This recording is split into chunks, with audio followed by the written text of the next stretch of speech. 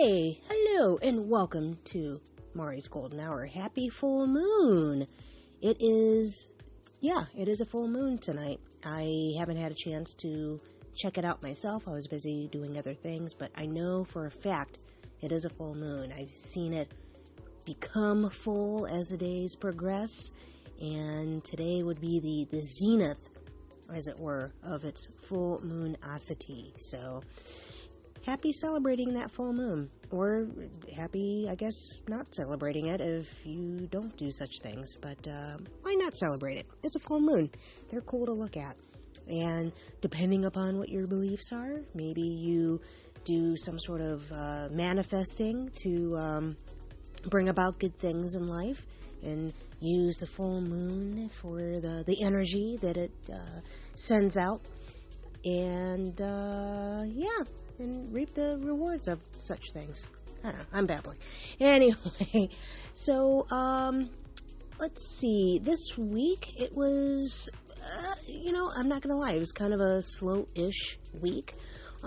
Things happened, yes, but nothing that really stuck out at me. There were some articles I read earlier in the month that kind of stood out. Like, I remember there being one about, there was a guy who used the bones of his uncle to make a guitar. He made a guitar out of his uncle's bones, and apparently his uncle, I don't know if his uncle is Greek or he just happened to be in Greece when he passed away. I don't know if he was living there or vacationing, but apparently he was buried there. And through a long series of events, he ended up eventually getting his uncle's bones shipped back to the States. And I don't know there's matters of religion involved, but anyway, long story short, he ended up creating a guitar out of his uncle's bones. And his mom thought it was quite creepy and devil-worshipy and satanic, but the nephew, his point was, well, do you think the uncle would want to be buried and wasting away in a cemetery, or would he want to be shredded like, guitar shredding? So, I guess the mom relented because she realized he had a point, and there we go. So, anyway, see what I mean? That's the kind of stuff that I was reading, and I wasn't even going to bring it up, but I wanted to share an example of, not much has happened. And, I'm just talking about just random things in the world, not anything to do with politics, all that, because that will always be a thing that will continue to happen. But, what else? Well, again, something just babbling away at and being all fluffy with just not much going on. I happened to hear Aretha Franklin's song, Who's Zoomin Who? And I didn't realize that, of course, like, I'm a little surprised that nobody has used her song in relation to our current Zoom culture, or the Zoom culture that everybody's been involved with for the past year. So, I heard that, and I'm like, oh, yeah, well, of course, who's Zooming who? Easily I can see it as being a commercial. Let's see what. Oh, and then actually by hearing that song and then thinking about, was there another Zoom? Oh, yes, there was another Zoomy type song, and it's who was it? Who sang it? Rex and Effect, and I think Teddy Riley produced it. Teddy Riley is 1/3 of the group Guy, the R&B sensation. But Rump Shaker was, I think that's the name of the song, but it's, all I want to do is zoom, zoom, zoom, zoom, and a boom, boom, just shake your rump. It's that song. So those are the only two zoomy type of songs that I can think of. Maybe there's more. Feel free to drop me a message and let me know if there are other zoomy type songs. Now, I'm not talking a song that was recently created in this past year. So, or in either in 2020 or 2021. Not talking songs created as a result of all the Zooming that we're doing. Anything prior to, let's say, 2019. Are there any songs that are Zoom related at all? I can't think of anything. At least not right now.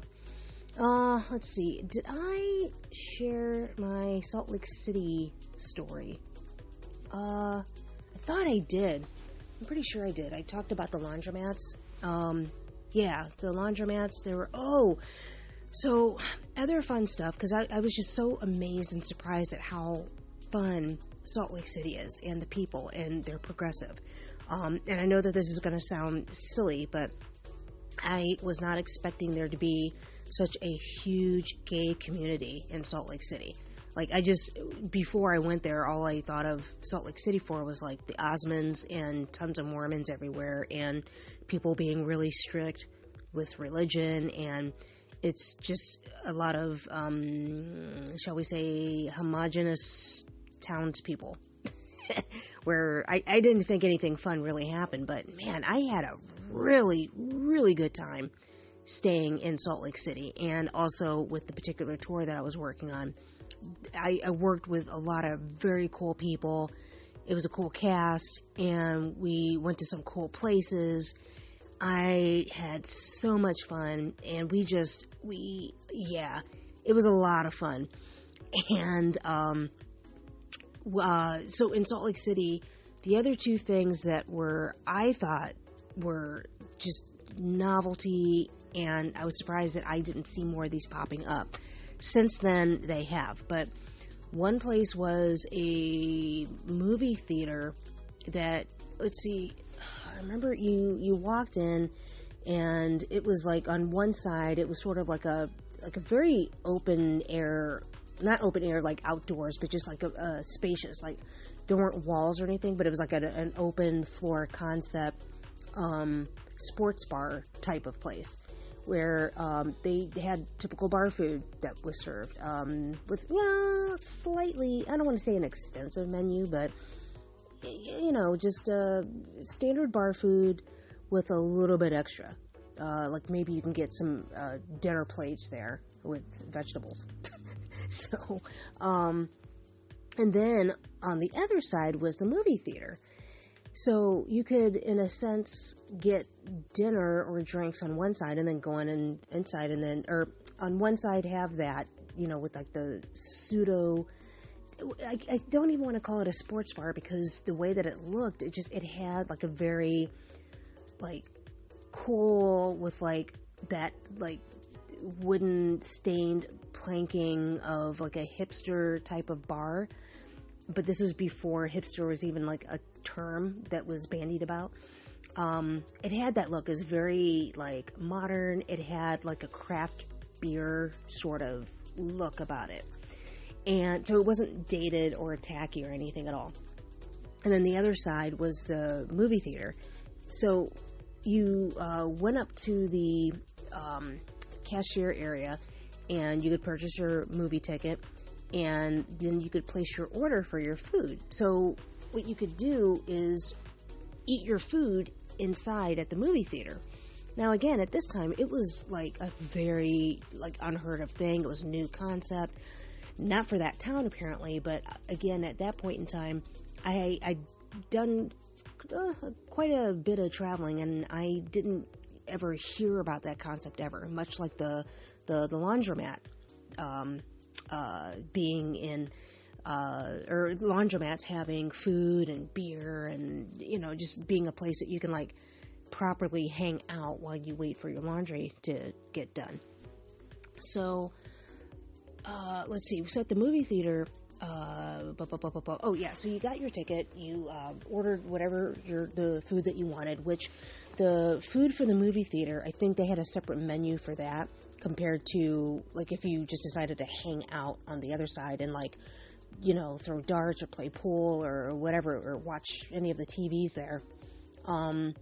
So you were given like one of those like little, I think they gave you like a little receipt that had your number on it, and you can go inside the movie theater, and then off to the side of the screen, they had numbers, And so whenever you saw your number lit up, you could go and get your food and bring it inside to the movie theater. And the way that they had the seating space, it was like nobody was crowded. Like you didn't have to do like that. It wasn't like a tight squeeze in between the rows of seats. And then on the backs of the seat for every row, there was like a long enough, like a tray, not a tray, but a long board. And you could set your plate of food and your drink on that board. And I think they had like a little separate divot to place your cup so that way you wouldn't just like spill over easily. Like, you know, something that had like an inch or, you know, inch and a half divot for the cup. And it was great. Like, you could just chill and watch the movie and have like a meal, drink your beer. And it was just very cool. And then they had another place that was, I think it was like down the street somehow, like a few minutes away. It was like, it wasn't like in town, but it was just on the outskirts of like downtown proper. I mean, not the outskirts, because that makes it sound like it's far away, because nothing was like far. But anyway, it was like a, best way I can describe it, there was this place in Ohio, I think in Akron, it was called Carousel Dinner Theater. And that's the image that came to mind whenever I went to this place, because it had that, like, it was a very carousel dinner theater place where they, I guess maybe they used to have shows there, like the big, what do you call it, those big banquet seating, or, you know, like the plenty of like poofs that were there, and booths for, you know, parties of like 4 or 8, and, you know, to sit and partake of a show. But for this, instead of having like a theatrical performance, it was a movie theater. Now, I don't know if they also used the stage that was there for actual like theatrical performances, or if it was strictly just they showed movies there. But I just remember seeing some Halle Berry movie there. That was like, it was alright. But it was kind of cool. Like, I liked the ambiance of the place. And again, we were able to have dinner and then watch a movie. And it was just very cool. But, so yeah. And then also with Salt Lake City, I remember they, well, you know what? Maybe I'll save that for another time. But just Salt Lake City was just very, very cool. I had a great time. A lot of cool people. That was also my time of going up to Park City. Because, I think, yeah, we went up to Park City for our tech rehearsals, and but we were there before the snows came, because normally, you know, like in the wintertime there's Sundance, so we were there pre-Sundance. But was there snow? I feel like there was snow, and I ended up going like snowshoeing. Is that what it's called, when you're pretty much just like walking in snow? Pretty sure I did that there. I was either there and I did that, or I was in Colorado, and now I can't remember, but I'm pretty sure I was in Park City. But it was just cool. Very, very cool time. Let's see, what else? Yeah, again, slow week. Basically, it was so slow that the highlight was me just checking out a new, not new technology, but just, you know how some of those ads will pop up of, you know, check out this foundation or this makeup, and one of them was for lingerie. And so I was like checking that stuff out. It's like, oh, what sort of new technology do they now have for lingerie? And checking out some fancy type of tea that's supposed to work all kinds of wonders. And yeah, that's pretty much it. What else? Other videos I've checked. Yeah, you know, I think by now, and I'm pretty sure I've said this already, but I'm a very big fan of Drag Race and RuPaul's Drag Race. It's always entertaining. I don't have whatever cable channel they showcase everything on, so I do what most people do, and I use YouTube for the random clips that are shown. And that satisfies that particular curiosity and craving, and what else? The need for escapism. So, yeah, watching RuPaul's Drag Race and the various clips and the other, like, Instagram little things that people put up and post. And I think I mentioned this one specifically.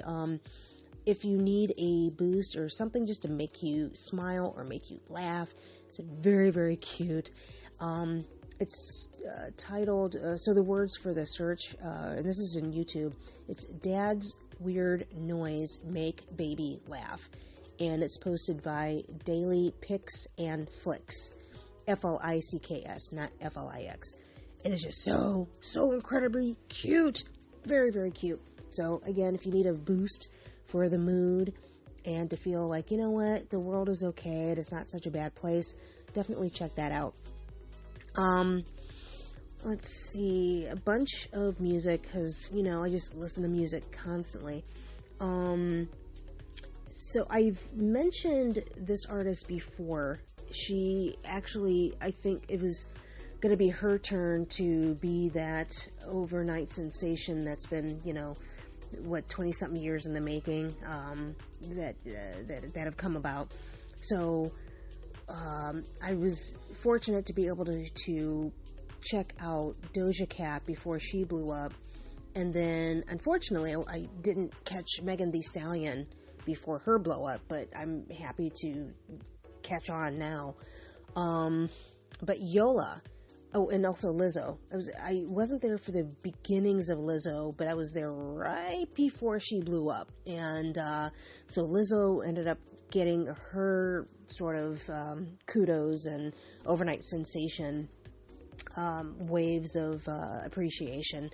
Although I think she had like another bit of a wave to ride and to crest.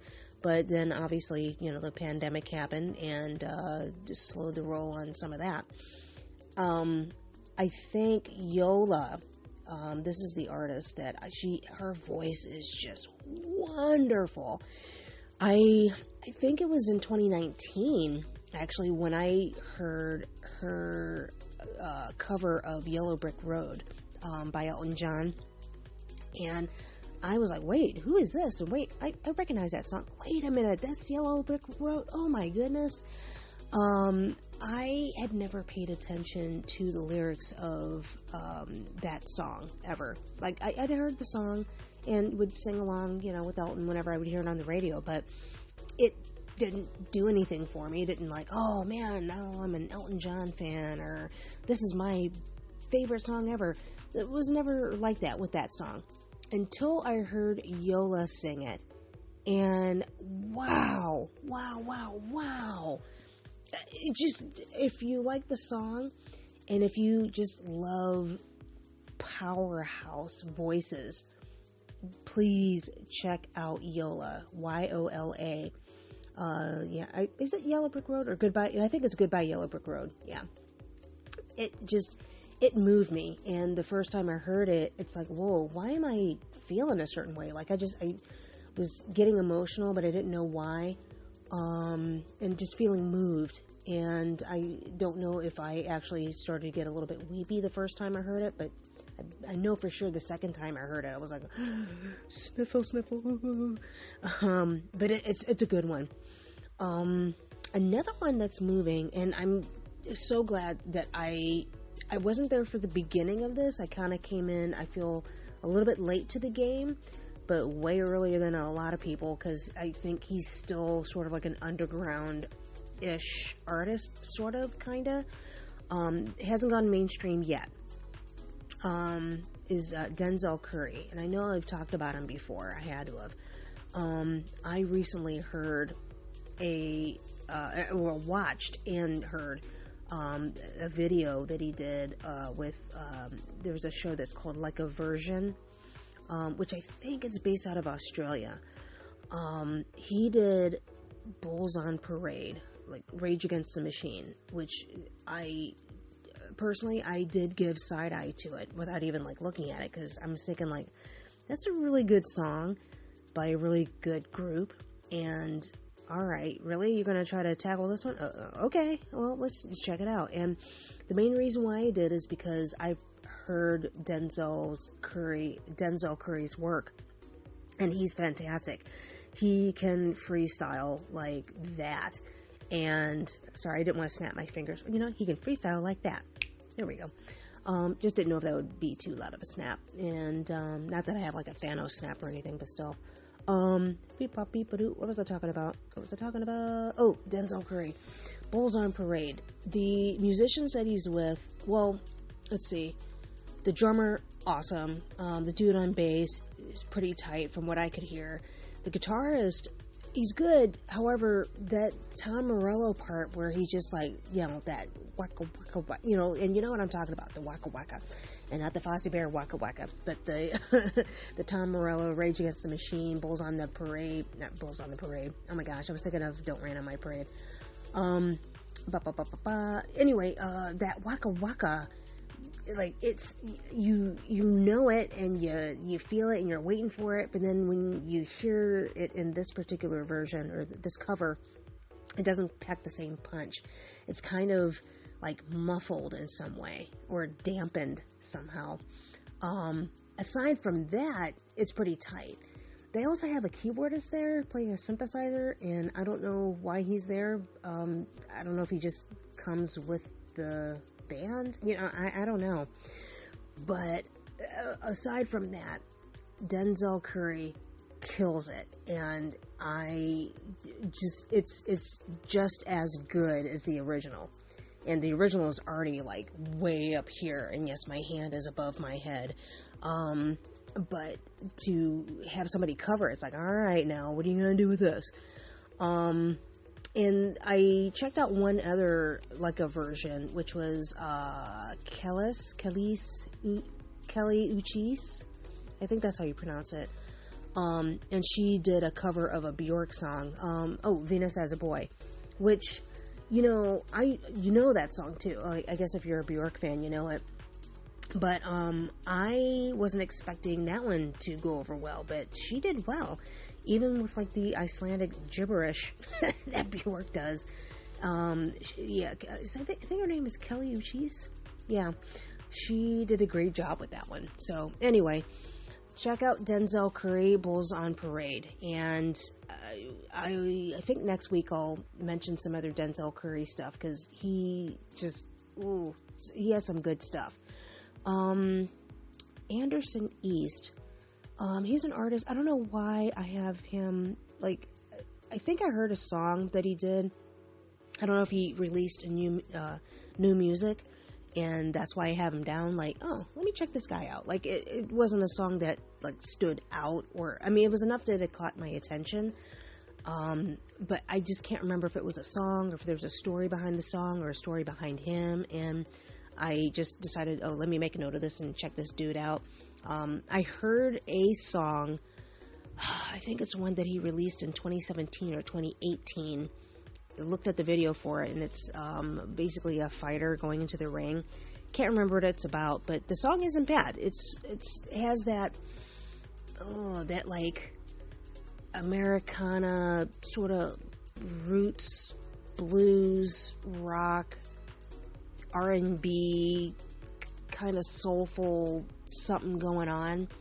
But yeah, it's like, it's basically, I dipped my toe in that enough to, like, all right, you know what, let me check more of his stuff out.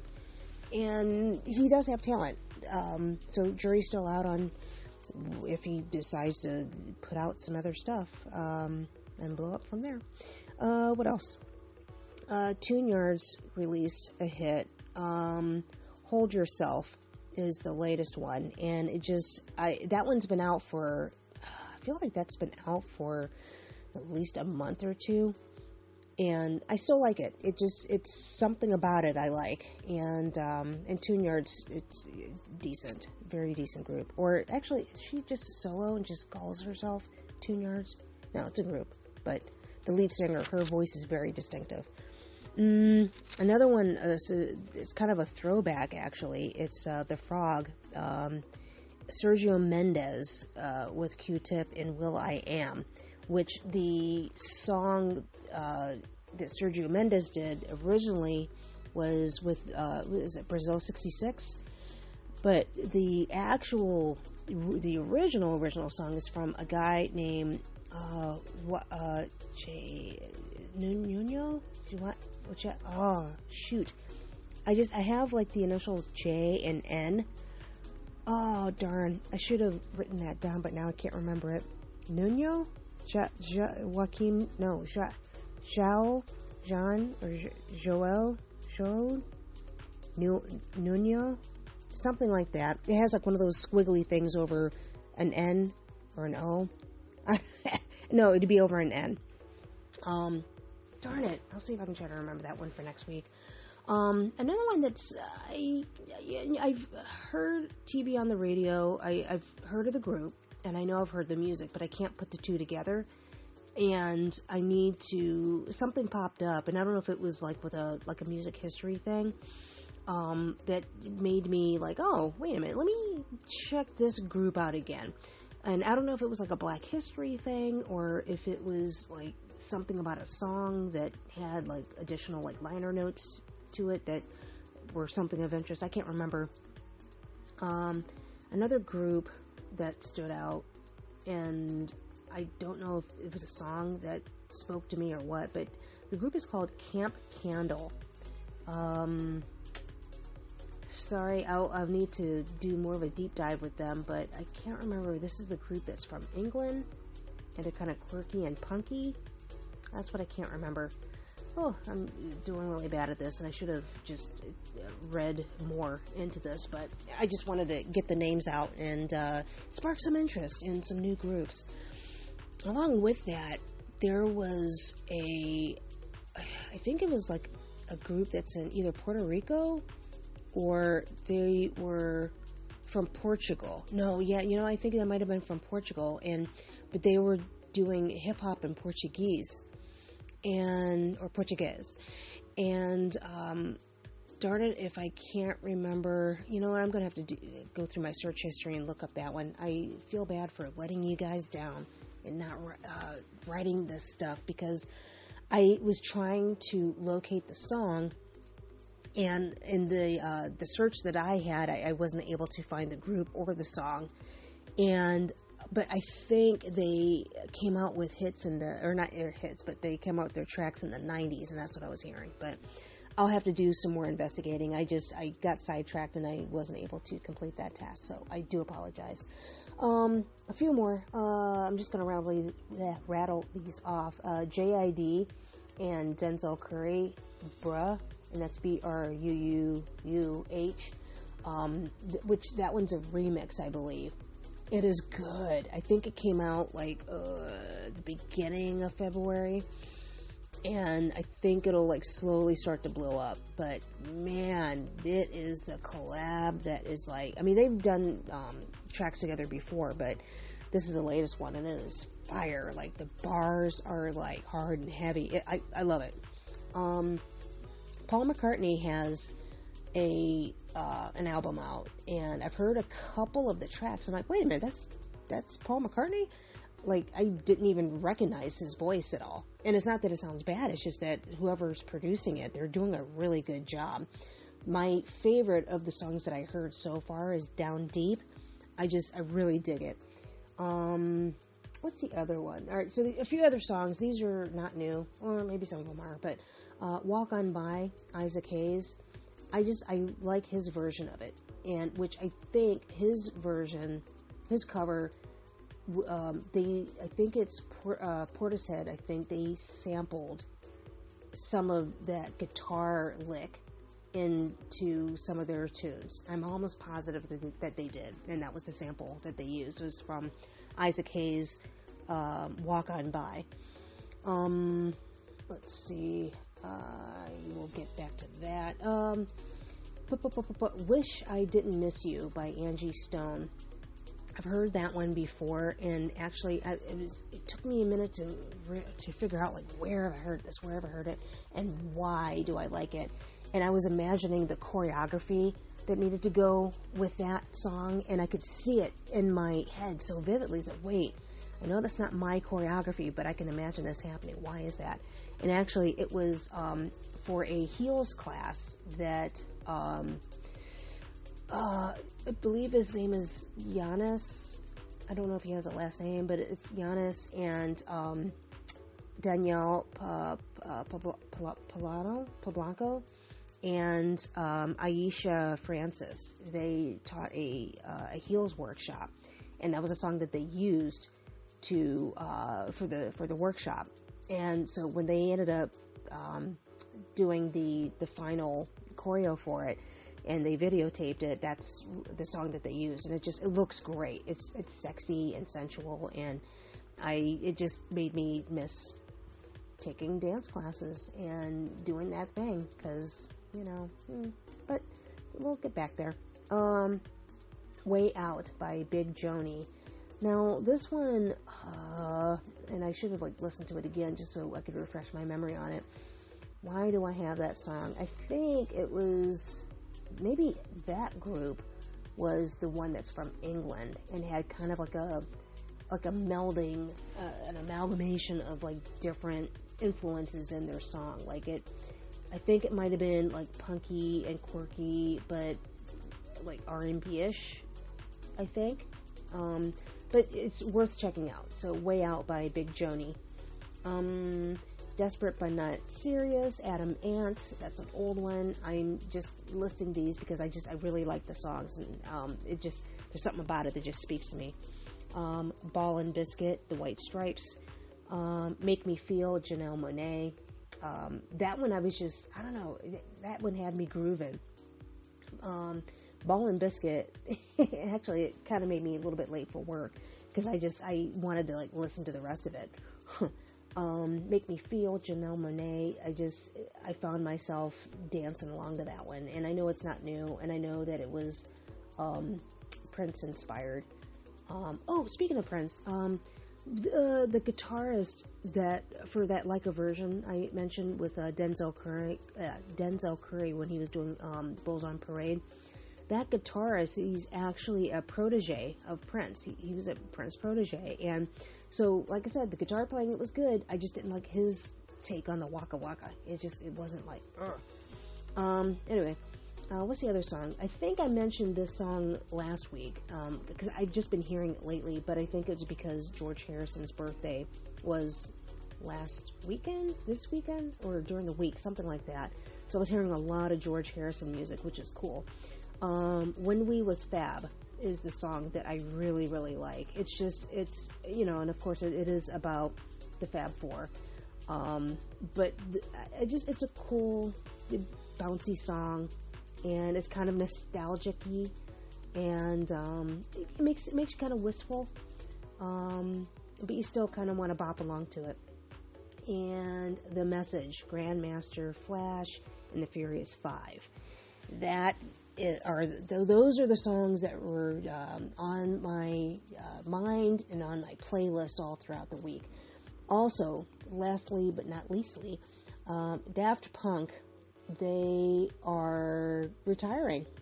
And I don't know if they're retiring because of the pandemic and they, whatever role they were on has slowed, or they're like, you know what, we've had a good run, we're done, we're just going to retire. So that kind of bums me out. I don't know why, because it's not like I have all their albums. I mean, I think I have a couple of their CDs, but I don't know, they were just part of that dance culture, and I still love hearing Da Funk.